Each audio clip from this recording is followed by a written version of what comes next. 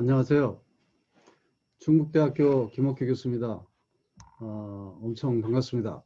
무엇보다도 그 무형 시험 경진대회에 이렇게 바쁜 시간을 쪼개서 참석하신 여러분께 진심으로 축하 말씀 드리고 되게 열심히 노력해서 좋은 결과가 있기를 기대합니다.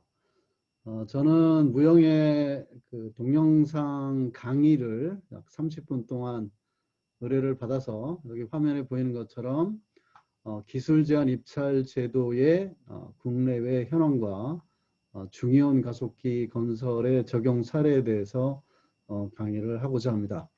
여러분한테 이렇게 강의를 하게 돼서 무한한 영광으로 생각합니다. 우리나라의 기술 제한 입찰은 정부공사의 그 발주 방식이 이제 여러 가지 굉장히 다양하게 있지만 요 중에 특별히 기술 제한이라는 방식을 도입을 하게 됐어요.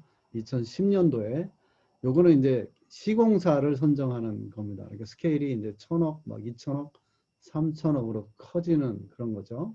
그래서 여기 있는 거대로 국가계약법 시행령으로 근거해서 기술 제한 평가, 즉 이제 가격이 아니고 여러분들이 순전히 무형 시험하는 것처럼 기술력이나 프레젠테이션 능력이나 뭐 이런 걸로 평가를 하겠다는 거죠. 그래서 그 최초는 이제 시공은 세종시 정부청사 1단계 구역에 이제 국무총리실을 적용을 하게 됩니다. 근데 원래는 2005년도에 조달청하고 제가 이제 충북대 제가 또 책임 연구를 하게 되는데 이것이 건설사업관리자 평가 기준을 만드는데 요 기술 제한을 원래 먼저 도입을 하게 됐어요.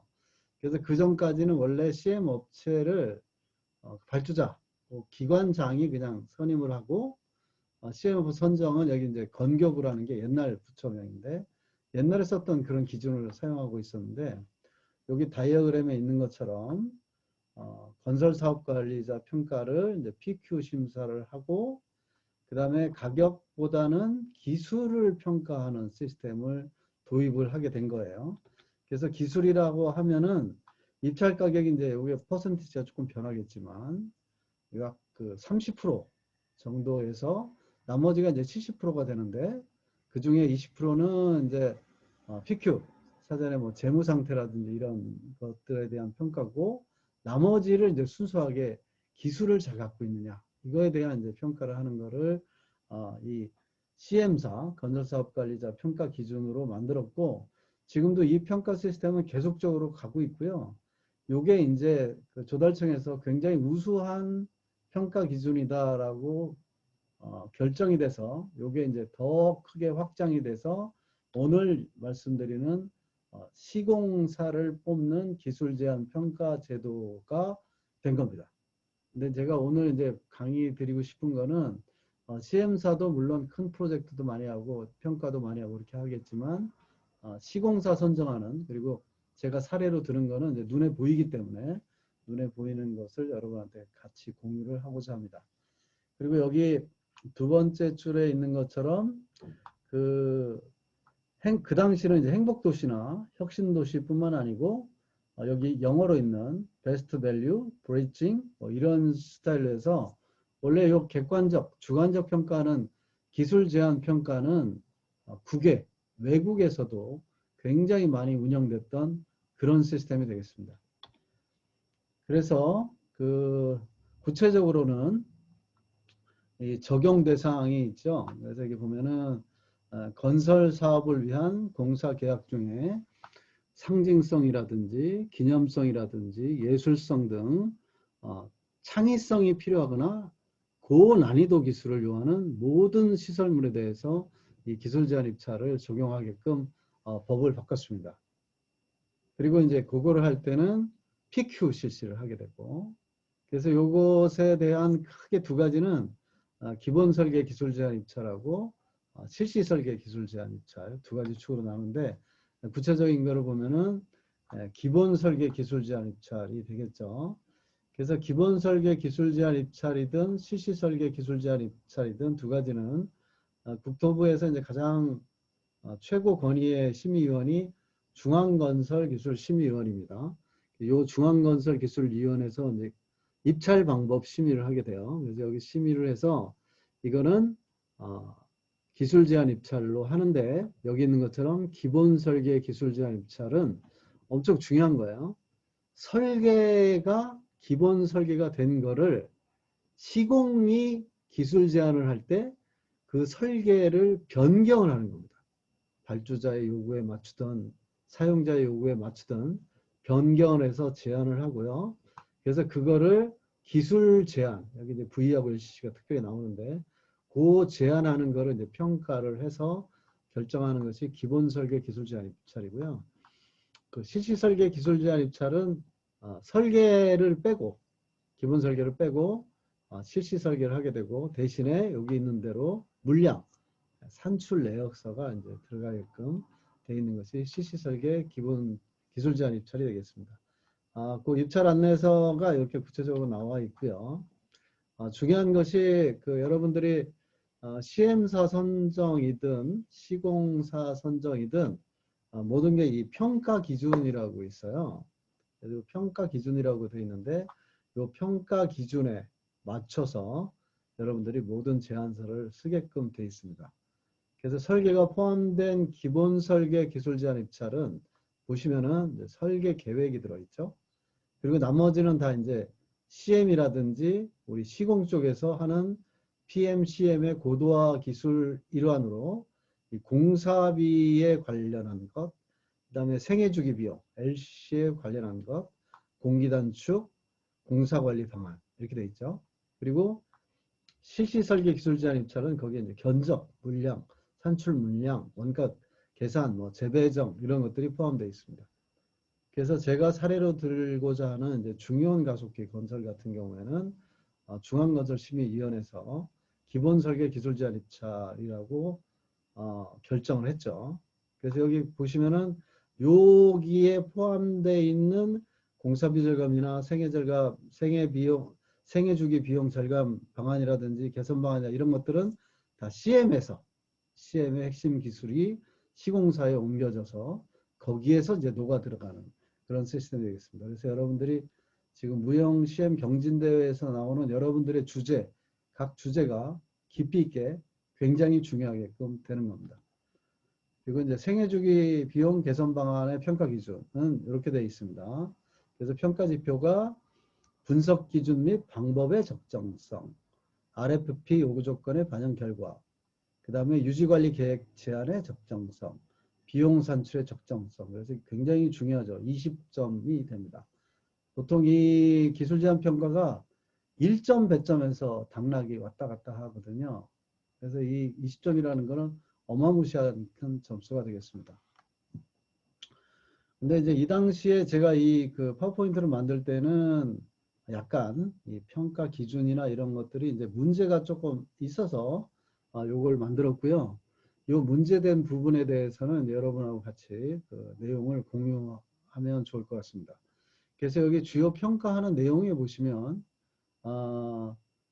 공사비 절감 방안에 대한 평가 기준을 세부적으로 보면 평가 요소에 사전조사의 부합성, 구조물 공법 계획의 적정성, 신기술, 기술 제안의 환경 친화성, 장래 계획 이런 식으로 되어 있는데, 그 배점되어 있는 이 소개 내용을 보시면 사전조사 내용과 공사비 절감 제한 요소의 부합성, 그 다음에 구조물 공법도 공사비 절감, 그 다음에 신기술도 공사비 절감, 기술 제한도 공사비 절감, 이런 내용이 지금 속으로 들어가 있어요.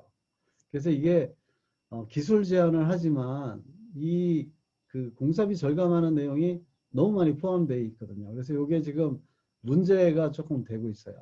근데 아까 보시면은 다시 원위치에서 보시면은 공사비 절감 방안의 요 세부 항목들, 부항목들을 보면은 요건 참 잘 돼 있거든요.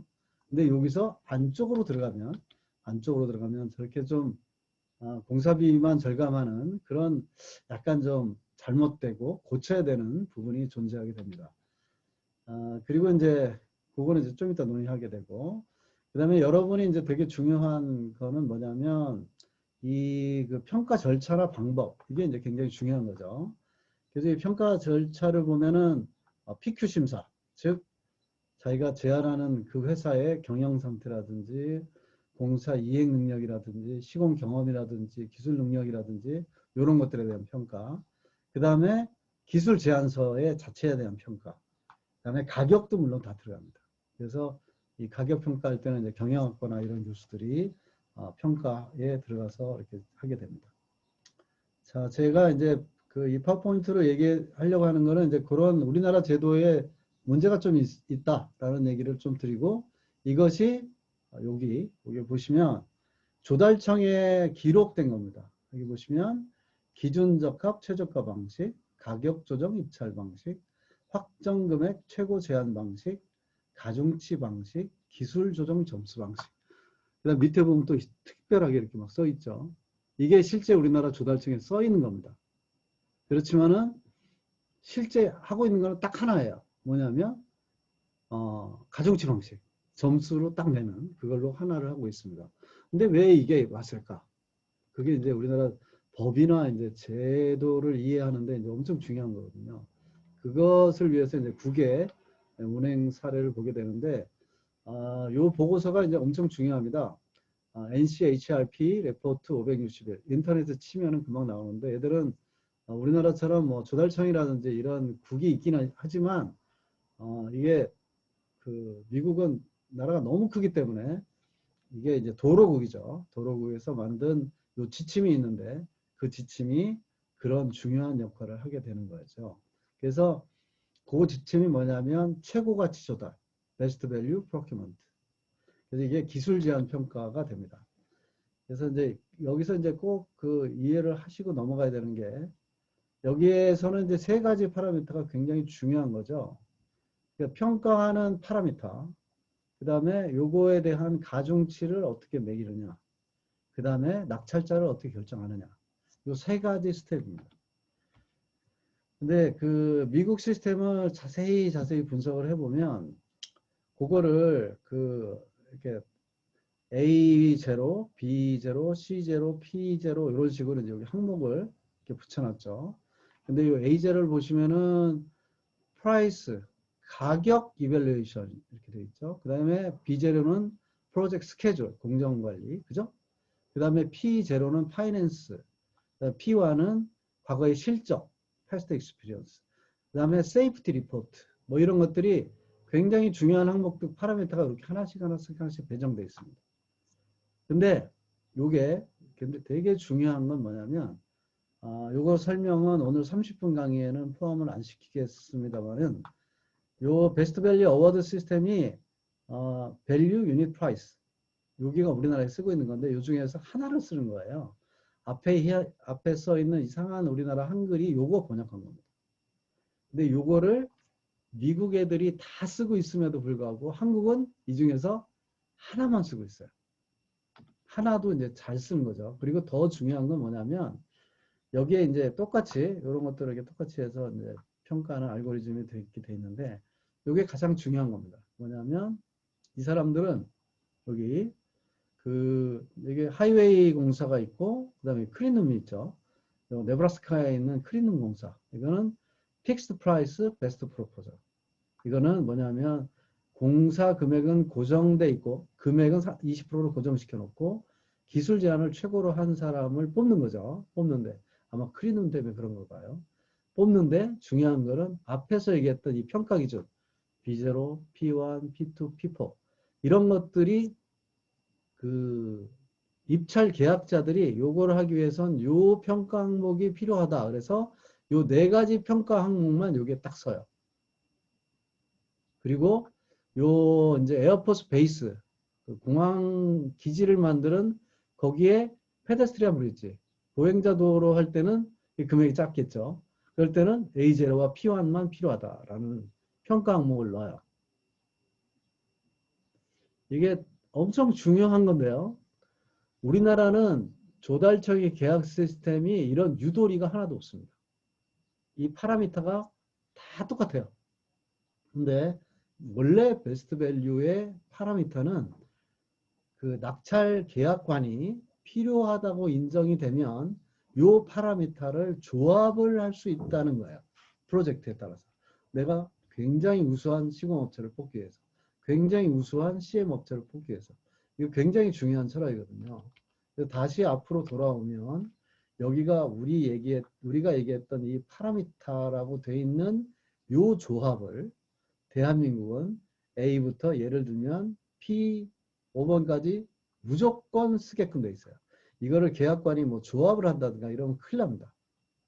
근데 미국에서 베스트 밸류 쓰는 데서는 그 프로젝트에 따라서 요 파라메타 값을 필요에 따라서 프로젝트에 따라서 최고의 시공자를 선정하기 위해서 요 파라미터를 이렇게 이런 식으로 바꾼다는 거죠.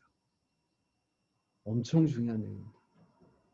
그래서 제 강의의 포인트는 뭐냐면 사실은 유럽이나 뭐 그 미국이나 이런 쪽에 이런 낙찰이나 제도 시스템을 한국으로 가지고 들어올 때 완벽하게 100% 가지고 오지 않습니다. 우리나라 문화나 이런 것들 때문에. 그래서 이 계약제도, 기술 제한 입찰이나 이런 계약제도 자체도 외국하고 한국하고 똑같은 제도가 있음에도 불구하고 적용되는 게 달라요. 그것 때문에 그 CM사나 시공회사나 선정되는 그런 것도 다르고 그게 엄청 중요한 얘기입니다. 아시겠죠? 자, 이런 식으로 엄청 다르죠? 그렇죠? 이 평가 항목에 따라서. 그리고 이제 여기 퍼센티지가 있는데요. 이게 그 퀀티터티브 코스트 퀀티터티브 코스트 테크니컬 트레이드 오프 4%. 그다음에 여기 퀄리터티브 코스트 테크니컬 트레이드 오프 26% 이렇게 되어 있습니다. 이게 뭐냐면 이거 우리나라에는 절대 존재하지 않는 그런 평가인데요. 원래 기술 제한 입찰이라는 거는 평가자가 점수를 이렇게 매기게끔 되어 있는 것이 이제 위에 있는 이런 건데 의외로 미국은 놀랍게 26%에 해당하는 부분이 평가자가 형용사로 평가를 할 수 있습니다. 이것은 좋다. 이것은 매우 좋다. 잘한다. 이것은 별로 안 좋다. 이런 식의 평가도 한다는 거죠. 근데 이게 이런 것들은 이제 한국 문화에 잘 안 맞는다는 거죠. 그래서 이제 국외하고 국내를 비교를 하면 다시 한 번만 리바이벌을 시키면 여기 굉장히 많은 이 평가 항목들이 여기 가운데 있는 것처럼 프로젝트에 맞춰서 평가 항목들이 자유롭게 배치되는 자유롭게 선정되는 것이 원래 기술 제한 입찰의 근본 취지예요. 베스트 밸류가. 근데 이제 이게 우리나라로 왔을 때 조달청으로 넘어올 때는 어떻게 돼요? 딱 하나만 쓰는 거예요. 여기 가중치 방식. 이게 아까 번역된 그겁니다. 그렇죠. 그래서 이게 우리나라의 법이라든지 뭐 이런 것들을 공부를 하다 보면 이런 문화적인 그런 것들이 굉장히 어렵고 힘들게 그렇게 느껴집니다. 그게 이제 굉장히 중요하다고 생각이 들고요. 그다음에 뒷부분을 쭉 넘어가겠습니다. 그래서 이제 다음에는 이제 재미있는 이제 사례를 좀 들고자 합니다. 화면이 조금 좋지는 않은데 지금 이제 그 세종시 대전과 청주 사이에 있는 세종시는 다 옮겨졌고요.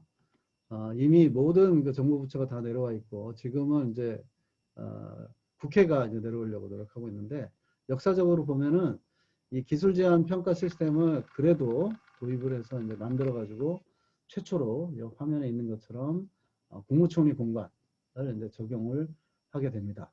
최초로 여기 보이는 것처럼 요거 사연에 대해서는 나중에 제 혹시 필요하시면 강의 동영상 파일이 또 있으니까 원하시면 또 드리겠습니다. 세종시에 있는 여기 이제 국무총리 공관의 모습인데 옥상이 이제 녹화되어 있고 사람이 이제 걸어 올라가고 뭐 이런 것이 기본적인 컨셉이었어요. 여기 이제 기술 제한 평가를 해가지고 골조가 공사가 돼 있고 여기 이제 계룡과 삼성 콘소시엄에서 이게 당선이 돼서 공사를 성공적으로 마쳤습니다. 근데 요 당시에는 되게 중요한 문제가 발생하게 돼요. 이 건물에 대해서. 그게 뭐냐면 아까 얘기했던 기술 제한 평가 항목의 모든 평가 항목이 뭐예요? 공사비를 절감하라 이렇게 돼 있잖아요. 그래서 여기 공사비 절감이 30점이잖아요. 그래서 이 국무총리 공간의 초기 디자인은 좋은 자재를 많이 쓰는 걸로 이렇게 돼 있었어요. 근데 이게 기술 제한으로 유지관리에 문제가 되는 자재, 즉 굉장히 적급 자재를 사용하게끔 설계가 변경이 된 거죠. 기술 제한이. 엄청 충격적이죠. 그리고 이제 여기 있는 것처럼 요 램프 하단에 이런 이제 공간이 생기잖아요. 램프 하단에 이런 공간을 이제 뭐 여기 계신 분들이 창고로 쓰거나 뭐 여러 가지 용도로 쓰려고 다 계획을 했는데 기술 제한하는 사람들이 다 바꿨죠. 그래가지고 요게 그 계령과 삼성이 선정된 후에 다시 한번 정부 청사, 서울 청사에 가서 저도 이제 가서 자문을 했는데 완전히 이제 통째로 설계를 원위치 설계를 하게 됩니다. 그래서 그때는 제가 이걸 조금 관여했을 때는 요 기술 제한이라는 거가 우리 시엠사 선정 정도 뭐 이렇게 하는 걸로 해서 시공사 쪽에서는 이제 더 이상 진행이 안 되겠다. 뭐 이렇게 예측을 했었는데 아주 놀랍게도 이 시공사 선정하는 게 더더욱 증폭이 돼서 요즘에는 이 그 가속기가 이제 전국에 이제 화두가 되는데 제가 이제 관여하고 있는 중이온 가속기 기술 제한 평가에도 이것을 적용하게 되는 놀라운 일이 벌어집니다. 그것 때문에 이제 여러분들이 좀 이제 더 중요한 일을 하게끔 돼 있죠. 네, 반갑습니다. 그 중요한 가속기 시설 건설 사업은 이제 2000년대 그 초반부터 이렇게 했었고요. 요거는 이제 그 과학기술 정책의 그 패러다임 변화 때문에 우리나라도 이제 노벨상을 좀 받아야 되겠다. 즉, 그 이제 새로운 이론을 만들어서 그래서 그 현재 요 세종시하고 그다음에 우리 청주하고 그 유성의 과학벨트의 제 꼭대기에 이제 중형 가속기 사이트가 들어서게 되고요. 여기 이제 이명박 정부 시절에 대통령 그 공약 사업이 되겠습니다. 그래서 이거는 이제 뭐 가속기, 이거는 여러분한테 참조하는 파일로 지금 집어넣어 드린 거고요. 이 원자의 구성이라든지 뭐 가속하는 거는 이제 여러분이 알아서 좀 읽어봐 주시기 바라고요. 요거는 이제 중이온을 가속해서 여기 있는 대로 지구상에 존재하지 않는 희귀 동위원소 약 3,000개 정도 되는 동위원소를 개발을 하고 이게 뭐 어떤 일을 하는지는 모릅니다.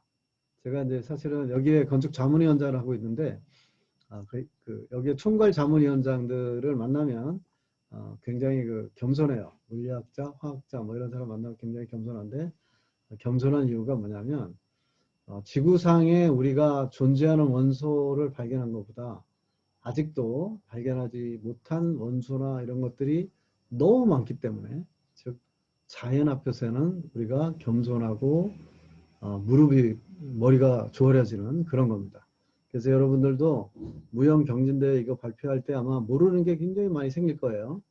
그래서 모르는 거를 질문이 들어올 때 모르면 모른다라고 답하시고 알면 안다. 그리고 굉장히 겸손하게 하시면 아마 좋은 결과가 있을 겁니다. 원래 자연이라는 게 그런 거거든요. 그래서 이제 요게 이제 이거는 중이온은 우라늄을 가속하는 거기 때문에 방사능이 나오고요. 초전도 이런 것도 이제 하는데 중요한 거는 영하 70도 정도를 만들어줘야 합니다. 그래야지 이제 초전도가 가속이 되고 가속계 개념은 이렇게 되어 있고요. 그래서 이거는 이제 원자핵을 가속을 시켜서 하는데 중요한 거는 여기 있죠. 전문 용어로 쓰지 않겠습니다. In-flight fragmentation처럼 우라늄 같이 굉장히 고에너지 중이온을 가속을 해서 충돌시키는 장치랑 그 다음에 고성자 에너지 빔에 우라늄 같은 무거운 표적을 빡 충돌시켜서 하는 아이소토프 세퍼레이터 온라인 이 장치가 있는데 전 세계적으로 이게 따로따로 있는데요. 여기는 이제 특별하게 두 개를 합쳐서 있는 그런 시스템이 되겠습니다. 그리고 이제 이런 가속기들이 우리나라에 굉장히 많아요. 근데 이제 이 중이온 가속기 사업은 금방 얘기대로 약 30만 평 부지에다가 1조 4천억짜리 프로젝트를 하게 됩니다. 이게 제가 이제 뭐 자문위원장이 어떻게 하다가 영광스럽게 되었는데, 금방 제가 사례로 들었던 그 기술 제안, 그래서 입찰 방법 심의를 하게 됩니다. 그래서 국토부의 중앙건설 심의에서 기본 설계 기술 제안 입찰로 심의를 하게 되죠. 그래서 이제 PQ 설명을 하게 되고, 중요한 거는 여기 보면 입찰 안내에서 뭐 현장 설명, 이게 총 그 당시에 7천억짜리 프로젝트였고요. 시공만. 조달청 역사상 가장 큰 기술 제안 평가가 되겠습니다. 그러니까 이제 결론적으로 포스코하고 현대건설 두 업체가 경쟁을 하게 됐고, 결론적으로 이제 포스코가 당선이 됐습니다. 그래서 포스코가 당선이 됐던 이제 그 기술 제안서가 있는데 너무 많아가지고 요약서는 따로 만들어서 제공하게 되고요. 포스코 컨소시엄이 당선이 됐습니다. 이 그 포스코 컨소시엄이 이제 당선이 된 그거는 이제 기술 제안서 쓰는 그 여러분이 발표 자료를 만드는 거하고 이제 비슷한 거죠. 이 쓰는 것에 대한 거예요. 첫 번째로는 이제 자기가 잘하는 여러분 팀에서 우리는 이걸 잘한다고 잘하는 거를 이제 광고하는 게 되게 중요하다고 생각이 듭니다. 그래서 잘하는 거, 여기서 잘하는 거의 광고는 뭐예요? 포스코는 포항에 이 방사광 가속기라는 걸 사진에서 보는 것처럼 이거를 실적 포스코에서 시공을 했었어요. 그래서 이 가속기 터널을 만들려면 굉장히 큰 메스 콘크리트라든지 메스 콘크리트 차폐라든지 그다음에 엄청 중요한 게 초평탄 기술이 필요해요. 100m에 플러스 마이너스 10mm입니다. 이건 우리가 보통 시공하는 거에 한 10분의 1 정도의 평탄 정밀도가 필요하거든요. 그런 선행 기술이 있다라고 홍보를 한 겁니다. 자, 여러분 저도 무용심에서 발표할 때 여러분 팀원들이 각자 최고로 잘하는 부분이 무엇이 있다라고 베이스를 깔고 발표를 먼저 하세요. 그게 이제 굉장히 중요한 거고요. 그래서 이제 이게 배치가 딱 이렇게 돼요. 큰 배치는 오른쪽에 이렇게 실험동이 있고 가운데는 연구 지원 시설이 있고 이렇게 되어 있습니다. 근데 이제 그 기술 제한이라는 게 아까 얘기했던 거 두 개의 제도는 뭐 평가 항목이나 이런 것들은 이제 다 바꿀 수 있고 우리나라는 그 중에 일부분을 들여와서 이제 평가 항목을 가지고 있다라고 뭐 약간 우리나라 제도 고칠 게 많다라고 얘기를 했지만 우리나라 입장에서는 이게 굉장히 충격적으로 좋은 게 여기인데 뭐냐 하면 건축 계획 분야를 기본 설계 기술 제한인데 건축 계획 분야를 시공 쪽에서 건들 수 있다는 거죠. 그래서 여기에 그 샘플이 있는 게 뭐냐면 이 초기 설계에는 여기 원안이라고 써 있는 게 있죠. 초기 설계에는 요 순환도로가 이 초전도 조립동이라든지 SRF 실험동이라든지 요거 앞쪽으로 도로가 이렇게 나게 돼요. 그래서 연계도 안 되고요. 이제 더 중요한 건 아래에 있는 것처럼 요게 사실은 방사능을 사용하고 방사선이 나오는 그런 실험동인데 여기에 행여나 홍수가 져서 우수 있죠. 홍수가 져서 이게 피해를 입으면 큰일 납니다. 그렇죠. 근데 이게 만약에 도로가 앞에 있으면 뒤에 산이 있기 때문에 산이 붕괴될 경우 산불과 뭐 침수 이런 우려가 있죠. 그래서 이 도로를 뒤쪽으로 뽑은 거죠. 여기 배치되어 있는 것처럼 뒤쪽으로 뽑아서 우수의 피해 없이 산과의 이격도 시키는 그런 걸로 제안을 하는 겁니다. 그래서 여러분들이 그 무형시험에 그런 제안을 하실 때 다른 참조 자료를 엄청나게 많이 모으세요. 모으신 다음에 그거를 여러분들이 토론해서 그 여러분 거를 만든 다음에 조금만 개선해서 발표를 하면 되겠습니다. 단지 그걸 어디 참조했다고 꼭 말씀을 하시고요. 그게 우리가 기술 제안에서 필요한 팀워크에서 필요한 일이라고 생각이 듭니다. 그리고 이제 이거에 보면은 크게는 이제 외부 공간 계획은 이쪽에는 가속기 시설하고 실험 시설이 이렇게 들어가 있고요. 그다음에 컬처 플라자라고 이렇게 되어 있는 거는 뭐냐면 요게 가속기 터널이 나중에 필요하다면은 이제 확장을 하는 확장 가능성을 염두에 두고 만든 그런 겁니다. 그리고 가운데 이쪽은 이제 방사능이기 때문에 요 관리 지역으로 격리를 해서 사람이 사는 공간을 이렇게 만든 거죠.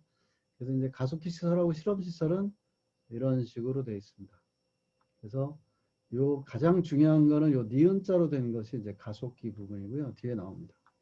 여기가 이제 입사하는 부분, 여기 가속기 부분, 그 다음에 350m의 가속기 터널 부분, 그 다음에 이제 헬륨 압축기 동, 극조온 설비, 그 다음에 저에너지 실험구역. 그래서 여기서 이제 가속이 되면 이쪽에서 고에너지 쪽은 이제 방사선이 나오기 때문에 차폐 콘크리트가 쭉 돼 있는 게 돼 있죠. 그 다음에 나머지 IFV 시설. 이렇게 돼 있고요. 여기 터널이 요 가속기 터널이 요 차폐 메스 콘크리트입니다. 요 4.7m, 4.7m 요 메스 콘크리트를 처리하는 그런 기술이 굉장히 중요하게끔 이렇게 되어 있습니다. 그래서 섹션은 이렇게 되어 있고요. 그래서 요 가속기 터널을 위해서 사실은 이제 3층의 구조를 갖고 있어요. 그래서 위에는 배기룸, 가속기 갤러리, 전원장치실 이렇게 3층으로 되어 있고요. 옆에 이제 그 보조 설비들이 되어 있고 실험실이 옆에 붙어 있는 그런 형태로 되어 있습니다. 그래서 이런 장치죠, 장치. 근데 이제 여기서 꼭 말씀을 드리고 싶은 거, 우리나라가 참 위대하다는 건 뭐냐면 뒤에도 나오지만 요 가속기의 건축은 95% 공정으로 다 끝났습니다.